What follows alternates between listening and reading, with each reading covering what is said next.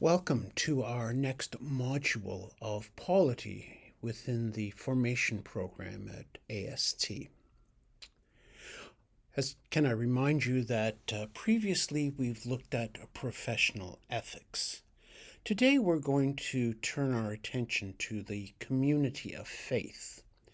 And the community of faith within the three council model of denominational council, regional council, and community of faith. It's the local expression of the community, and its court of governance is the community council. Now, sometimes this is called the congregation, and in many places the term pastoral charge is also still employed. But technically speaking, the community of faith is the term for the local gathering of Christ's people in the United Church of Canada. Just to make things really interesting, many places have continued with the language of board or council to name their governance. So when you are going to a new place, I urge you to be diligent in finding out what the terms they use actually mean, because we can't assume that a board in one place is the same as a board in another place. There are several details that are worthy of note. A community of faith may be a congregation or a pastoral charge. So it's not entirely clear, to me at least from the manual, what the intention is. The term congregation is still employed, the term pastoral charge is still employed, and I'm not always sure whether or not the community of faith applies both to a congregation and to a larger pastoral charge.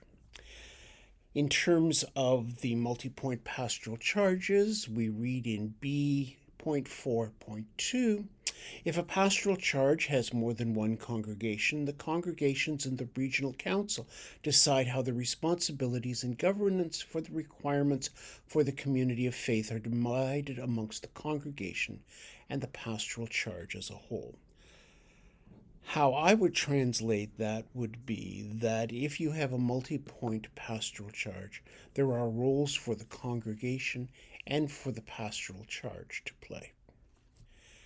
Now, a positive aspect of this change, from my point of view anyway, is the willingness to recognize that communities of faith today do not always fit the norms of what we think of as being congregations. So various expressions such as outreach ministries, chaplaincies, faith-based communal living, house churches, online communities may seek recognition from the local regional council to be recognized as a community of faith. I think that's great because it allows our definition of community of faith to expand to encompass the realities that are developing, that people today are finding different ways of shaping their common life in Christ together. And we not only want to honor that, we also want to say that that's more than just okay. It's normal. Now, the definition of a community of faith is this. A community of faith is any community of people within the United Church that gathers to explore faith, worship, and serve. Do you think that definition is sufficient? Let me give it to you again. A community of faith is any community of people within the United Church that gathers to explore faith, to worship, and to serve. Would we want to say anything more? And if you wanted to say something more about what a community of faith is, what might it be? So who are the people who are part of this community of faith? When we turn more directly to the matter of membership, we are told that members of the community of faith are people admitted to membership by the community of faith within denominational guidelines. Denominational guidelines currently include admission by profession of faith, by adult baptism, by transfer of membership from another Christian community. Those people who are members are eligible for election to denominational council and regional council. They're entitled to vote on all community of faith matters, and they have the authority to decide whether or not adherents shall be extended the right to vote. The United Church of Canada has operated on this definition of membership for most of its existence. However, there has been considerable work in the last 2 to 3 decades focused on exactly what we mean by membership. We, in the United Church, still maintain the distinction between member and adherents, which can cause some problems, some difficulties in understanding. An adherent is anyone who lives sufficiently proximate to the congregation to participate regularly in its life and work, but is not a member. In other words, their names have not been recorded in the historic roll of the congregation through confirmation, affirmation of faith, adult baptism, or transfer of membership. Now, historically speaking, membership in non-established churches, for example, established churches are the Church of England in Britain, the Roman Catholic Church in many places in Europe. Membership in non-established churches historically required an act by the individual to choose to remove themselves. They were stepping outside the norm. They became a member of a non-established community. Sometimes they were actually labeled as dissenters. They were dissenting, they were disagreeing from what was considered to be the national normal standard. And that was an important step. It could have personal and social ramifications. It could have commercial ramifications. Would people actually do business with dissenters? It had political ramifications and so on. It was a big step to become a member. Now, in the post-Second World War period in Canada, membership was an important part of self-identification. Various groups and service clubs, fraternities and sororities and so on formed an important part of an individual's identity. People wanted to be part of various groups and organizations, and the church fit into that just perfectly. And that's what has given us many of the expectations and assumptions and images of church today. That period between 1945 and 1965, which was the greatest religious revival in Canadian history. In that period of time, in the United Church of Canada, every 14 days we broke ground on a church hall, or a manse. Thousands upon thousands upon thousands of people joined the church. It was the place to be. It was supported by all sorts of social and legal standings and so on. And that's the church where many of our congregants today grew up.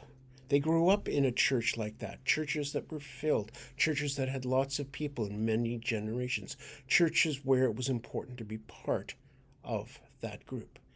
And that's the assumption they may have as the norm. But of course, today things are very different. Many people do not realize that the year the United Church of Canada stopped growing was 1965. 1965 was the last year we actually added members. And today, our society has many different understandings of membership. What does it mean to be a member? And for a lot of people, it's more closely aligned to participation than it is to names on a list. There are still some organizations, service clubs, and fraternities, and so on, that maintain the importance of membership, and you have to be installed and inducted or voted in or something like that. But for many people, particularly of younger years, what is important to them is where they participate. They think of belonging in the places where they participate, and having their name on a list is, at best, indifferent. And that poses some challenges to a denomination or an organization that has always counted membership as important. And how this shifting societal understanding is addressed within the church will be a challenge in coming years. The pandemic added another nuance. What do we do? How do we minister to, how do we incorporate those people who attach themselves to a congregation during COVID? When many of our congregations established an online presence, and many of them grew to be far more than those who gathered on a Sunday morning. And some congregations have continued that online presence. And in some cases, I know, congregations have admitted online folk who may be outside the community, maybe outside the province, or even outside the country. They've admitted those folk to membership. I don't have an answer, but it does raise the question for me. What does membership mean in practical terms? If you can be a member, but not only is there no expectation, there's probably no possibility that you will ever be with us in the flesh. In some of those cases, I'm told that these online members are not only significant financial contributors, they've also joined committees and working groups and so on. This is a whole new place for us to be, and it's not clear how all of that fits in with what the manual is telling us about membership and organizations within communities. Please pay attention to section B.3.7.2. Although we might not think about it very often, and we certainly don't want to treat people differently on the basis of it, the distinction between members and adherents does have some significance within the pages of the manual and within the life of our congregations. If you take a look at section B.3.7.2, when adherents may vote. Adherents may vote at meetings of the congregation if the full members decide to allow adherents to vote.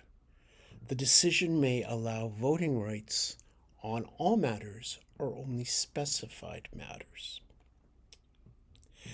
And that's important. It needs to be part of the decision making at the beginning of every meeting. Who gets to vote? And while that may seem fairly mundane much of the time, it becomes very important when a congregation is facing a crucial and perhaps congregation defining vote. For example, if a congregation is looking at the question of whether or not they will become an affirming congregation, or questions about closing, or questions about changing the shape of the ministry covenant. And so it's really important that you keep that in mind and make sure that folk are aware of what's being talked about.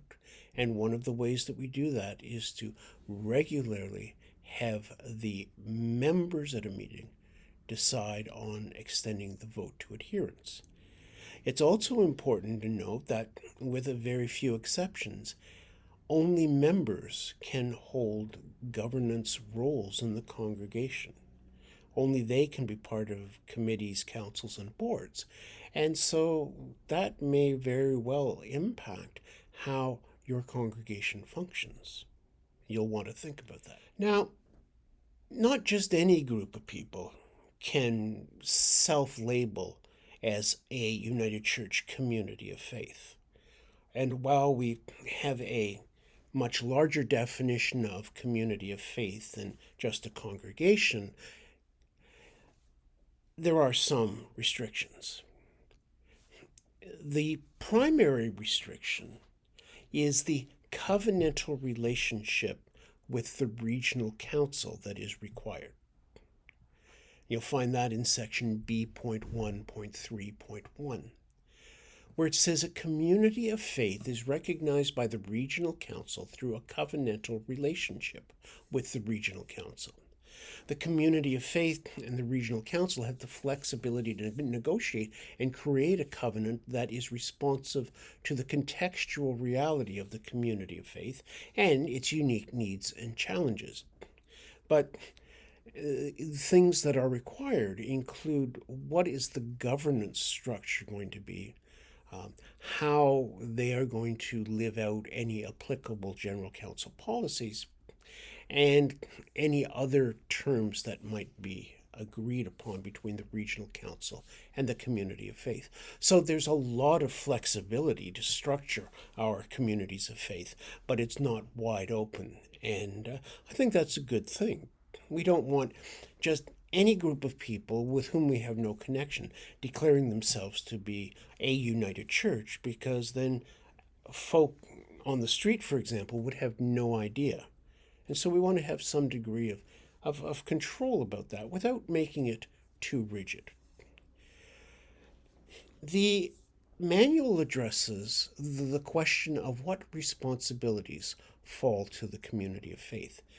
Now, in previous editions of the manual, so for example, if you were to look online at the 2010 edition of the manual and see where congregational responsibilities were to be lodged, in other words, in what committee, that was much more firmly set out. In previous editions of the manual, it was clear that you were supposed to have certain committees that did certain things.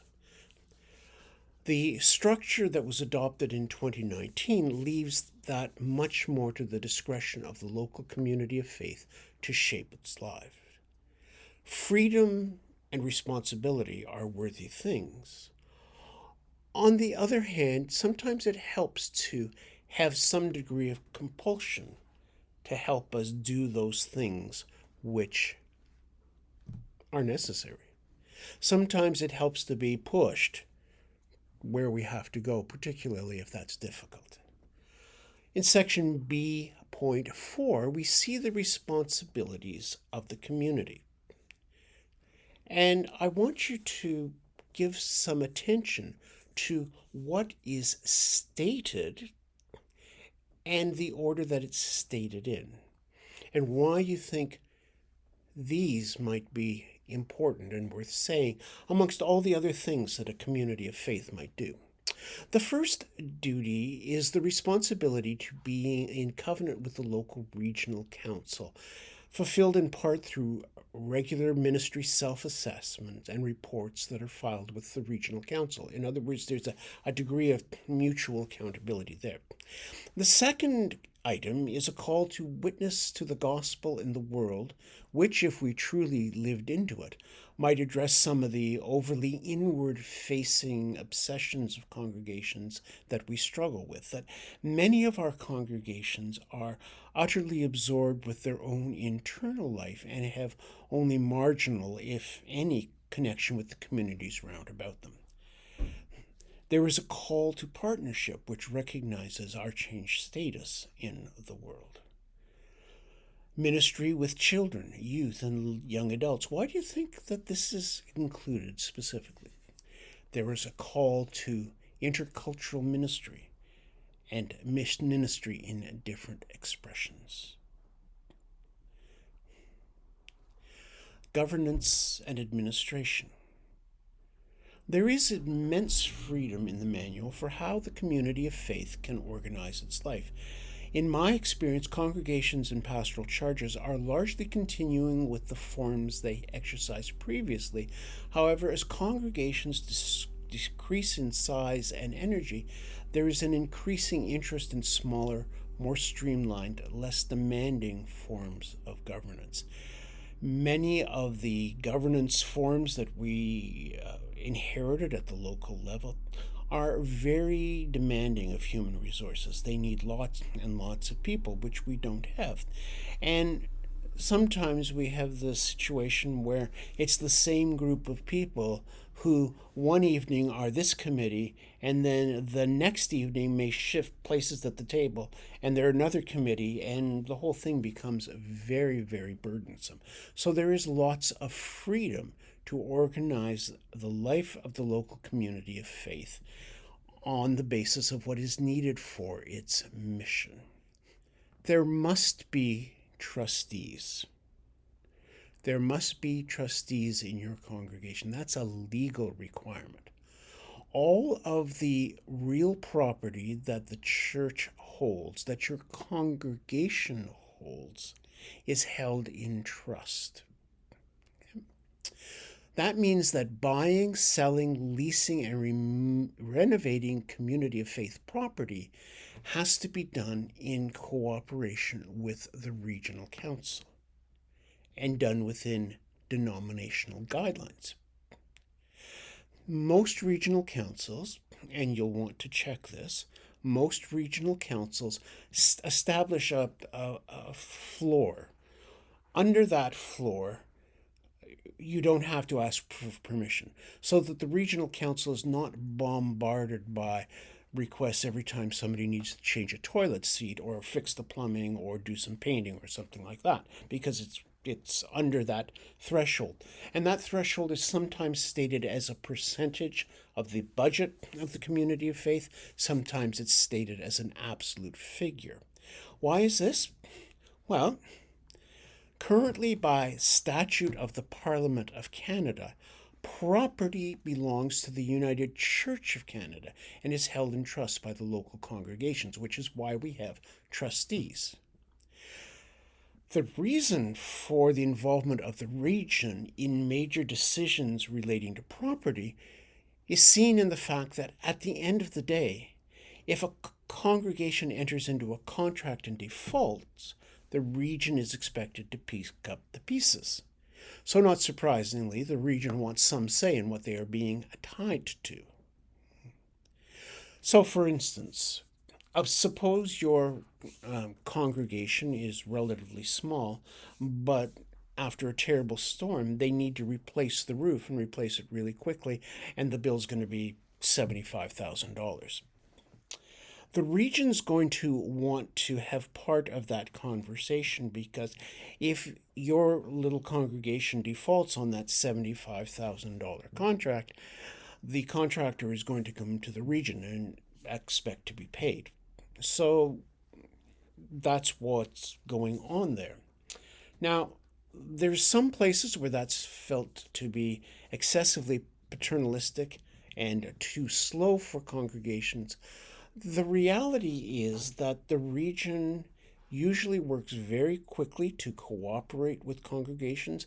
In your region, you will find that there is a property committee somewhere in the governance structure, and they often have a lot of wisdom, a lot of experience, and a lot of contacts, which may in fact make it less expensive or easier for you to do the work that you need to do. So if you anticipate a significant expense of some sort, please make sure you contact the region early. Now, the community of faith under the spiritual life has the responsibilities for setting policies for membership, and those are within the guidelines of the denomination. And the community of faith also has the joyful task of receiving and celebrating new members in the community. Now, I'd like you to take a moment, if you would, and look up the policies or the standards for membership in the current United Church Manual. Take a moment and do that right now. Did you find it? If you didn't, I'm not surprised because it's not a very large phrase. It's actually found under the limitations of the denominational council in 7.4.2 of the Polity section. And there, the limitations on the denominational council are laid out, and they include not interfering with the freedom of worship. They include issues around property, and this issue, 7.4.2, no terms of admission into full membership may be prescribed other than those that are laid down in the New Testament. And if we think about the ways in which membership in the body of Christ is spoken of in the New Testament, that's pretty broad. And so it's a founding principle of the United Church of Canada that membership is very, very broad. It involves professing faith in Jesus Christ and nothing more than that. Those denominational guidelines are really important, though, and they're not to be taken lightly.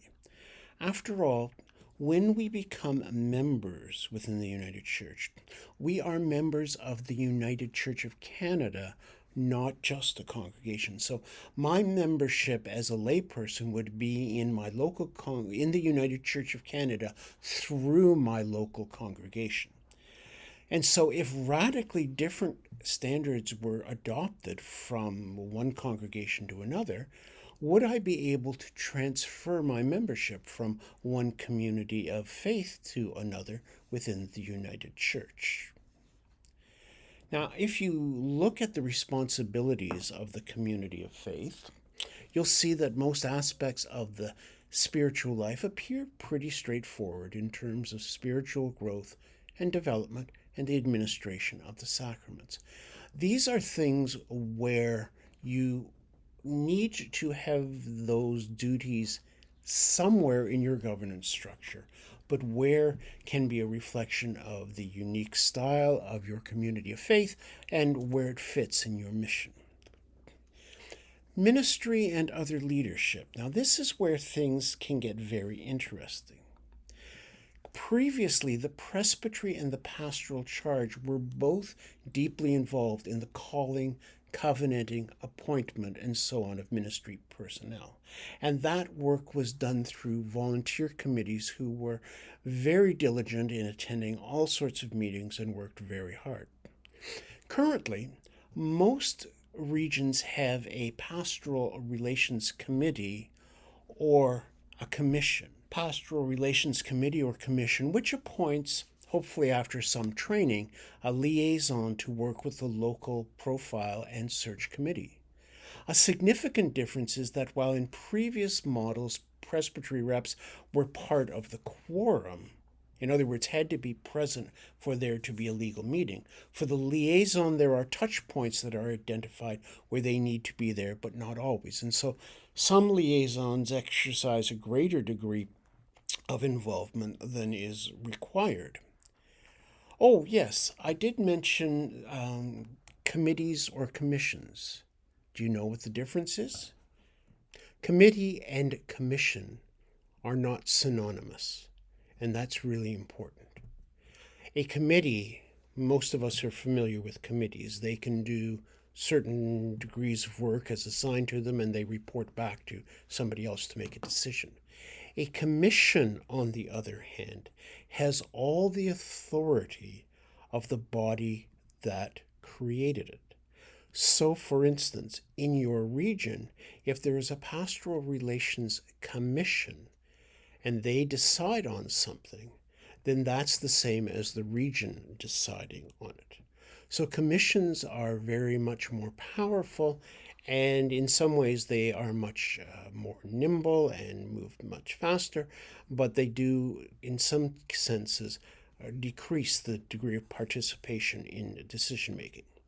But back to the matter of ministry and other leadership. I was saying that there is a lower degree of involvement from the region than there was from the presbytery. And these changes recognize a greater degree of confidence in the capacity of congregations to direct their own lives, as well as, quite frankly, the diminished number of volunteers available to the region. We want to avoid, I would hope, the situation that can arrive in more overtly congregationalist polities. In those polities where local committees receive very little, if any, guidance from a larger body. And I've had the privilege of, on a couple of occasions, of helping colleagues who were in different polities try and work out the matters around a call. And the local folk, good hearted and all the rest of it, who had really no clue about what was involved in engaging with the minister, were very much on their own and were doing things which were not entirely appropriate. So, personnel matters, such as the hiring of employees, working conditions, and so on, are not subject that every congregation has great experience in. And there are so many components to be navigated and determined that it's good that we have within the United Church system access to trained liaison. Another consideration for more congregational systems of government is it usually results in lesser freedom for ministry personnel in the exercise of their ministry. In some polities, for example, it is far easier to dismiss a minister who offends the powers that be by preaching on unpopular subjects. So there are numerous factors to keep in balance, and the pastoral relations representatives have an important role to play in maintaining that awareness as well as making sure that there is that connection between the community of faith and the region. In the responsibilities of the community of faith, there is mention of participation in regional and denominational life, and we'll say more about that in later modules when we turn to those. Suffice it to say at this point that every congregation is meant to have representatives who are part of the regional council, and members of the congregation are eligible to be appointed as commissioners to the general council, the national council of the church. There are limitations. All authority and responsibility of the community of faith is subject to policies set by the denominational council on various issues. And how those are expressed and communicated and enforced continues to evolve and is expressed in different ways. So, how do you feel about all that? What part of what you see there gives you a sense of possibility and joy? Where are the places where you will be looking for more information? Are there any parts of that which, as you know them now, trouble you? You wonder, why is that? Or what's that going to look like when I'm actually in ministry leadership in a congregation? I want to say just a little bit about governance models and issues at the pastoral charge level, because while the details change from place to place, much of this continues to be widely relevant. There are many different models of local governance, and we simply don't have the time or the capacity to cover all the combinations and permutations here. It is important to remember that if your pastoral charge wants to change its governance model, you have to get approval from the region. You can't just change it on your own. The region needs to approve it. Our philosophy of local governance within the United Church can best be described as great freedom within the bounds of shared rules and regulations. We have never had a congregationalist polity such as exists in the Baptist or Disciples of Christ tradition. Historically, in the United Church, governance was loosely divided between what was called spiritual affairs, which were the concern of elders, and temporal affairs, buildings and finance, which is the purview of the stewards. The strictness of that division is continually breaking down, and I personally think that's theologically more acceptable. I don't think it's good to draw walls of artificial separation because it all has to do with our discipleship in Christ. The downside of a closer relating of the various aspects of the church's life is that if we are not careful, the financial and the material will always overwhelm the more spiritual and vision oriented aspects of our work. It's true inside and outside the church that most volunteer bodies will opt for management over leadership, and they will prefer to deal with firm numbers than visions and ideas. And so, as leaders in the church, we have to be very deliberate and careful in aiding in the structuring of agendas and the spending of time so that the one doesn't squeeze out the other. The manual lists some activities and ministries which must be accounted for somewhere in the governance model without specifying exactly how to accomplish them. And I think it's good to have that list because we may become very narrow in our focus on what it is that our congregation is responsible to do.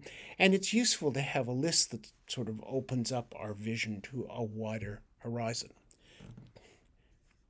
I referred earlier to the evolution of our thinking about membership for a variety of reasons. If you're interested in this subject, there are a number of study documents available through the United Church website on the subject. For our purposes, the language of membership determines the possibility for holding some office and for voting on some matters. You need to be clear on those. For example, members of the governing body are listed. And please pay attention to the language used in terms of quorum and so on. There are some meetings where the minister must be present in order for the meeting to be legal. Sometimes that minister is represented by a pastoral charge supervisor in the case where there is not a regularly settled or regularly appointed member of the order of ministry. Please note that governing body members must be congregational members. So if you have a board or a council or whatever you call it that is governing the life of your community of faith, the members must be members of the congregation, meaning members of the United Church of Canada, unless you apply to the region for special exemption on a case-by-case basis. And those special exemptions might be that this is the only person with this set of skills, or I don't know. But the basic bottom line is that they have to be members unless the region gives you permission otherwise. Now, there is one exception to everything I've just shared. That is in joint or shared pastoral charges, often called ecumenical shared ministries. From our point of view, these are most commonly United Anglican or United Lutheran charges, although there are others as well, depending on where you are in the country. When you encounter one of those, you'll generally need to give some attention to the documents drawn up during the formation of the charge to discover the details of the local governance, because the local governance will likely involve elements that come from the two traditions that form the joint charge. So you need to pay attention to those. Wanted to return to the trustees and underline it because it's very important. In the United Church of Canada, all property is held in trust, and according to the language of the manual, that includes real property, personal properties, lands, buildings, manses, schools, and cemeteries. All are held in trust. You need to underline that in your mind. The local congregation or pastoral charge owns nothing outright. Now, there are a limited number, like a fraction of a percentage of congregations that are an exception to this pattern. Somehow they joined after union or by some historical anomaly avoided or were allowed to avoid signing the model trust deed, which you can find as an appendix in previous editions to the manual and on the United Church of Canada website. But with those few cases of exception set aside, everything in the congregation or the pastoral charge is held in trust for the United Church of Canada, which may come as a surprise to the people in your congregation. It's one of those places where you may find some tension in your role as a representative person for the wider church, but the law is quite clear. And by that I mean civil law in Canada. It's been tested several times. What is held in trust for the wider church. And trustees are the one body which, officially speaking, exists at every congregational level. Committees of trustees are congregational boards. And because trustees' matters are the matters that most often will bring us into contact with civil and contractual and very rarely criminal law, trustee matters need to be handled with a great deal of care and attention to detail. And I want you to note a few of those details. The minister is automatically a member of the trustees.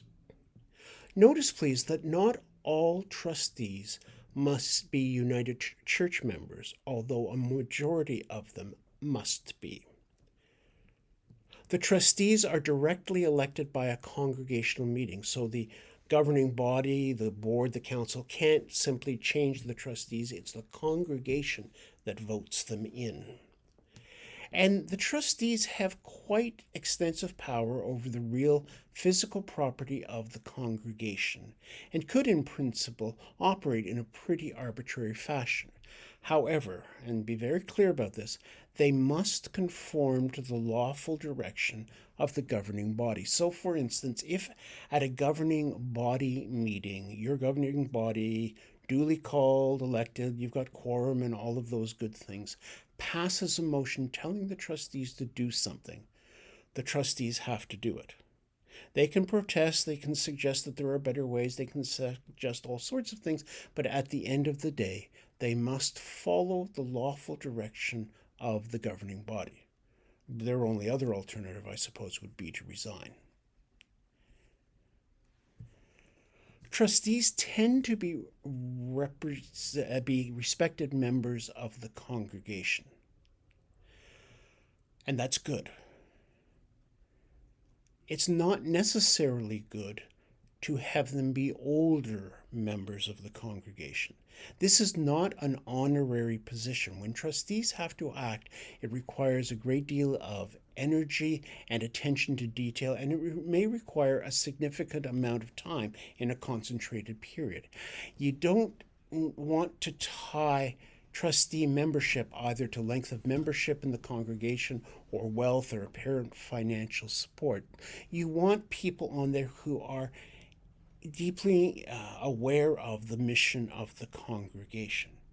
And you don't have to have lawyers and real estate people and bankers on there. It's nice to have some of that skill set there. But the trustees can hire the skills they need. What you want is an attitude that is supportive of the ministry and mission of the congregation. And remember that regional approval is required for buying, selling, leasing, and especially mortgaging of property. And it's always best to seek that consent early rather than later. Regions generally seek to be helpful to any processes, and they may often have ideas, insights, or experiences that are useful to the local congregation. They may very well have connections with businesses and service providers in the area who are prepared to give you a discount on certain things. And so working in tandem with the region is not an interference in your freedom as a congregation. It's a resource that's available to you and ought to be taken advantage of.